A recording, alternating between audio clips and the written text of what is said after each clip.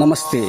నేటి నా మంచి మాట, సృష్టి ముందర నుండి తా సృష్టి చేసి జీవరాశుల బెంచి నశింపజేసి అన్నిటను నిండి శాశ్వతమై చలంగు శక్తి రూపమే దైవము సత్యమిదియే మరచిపోబోకుమెప్పుడునా మంచి మాట.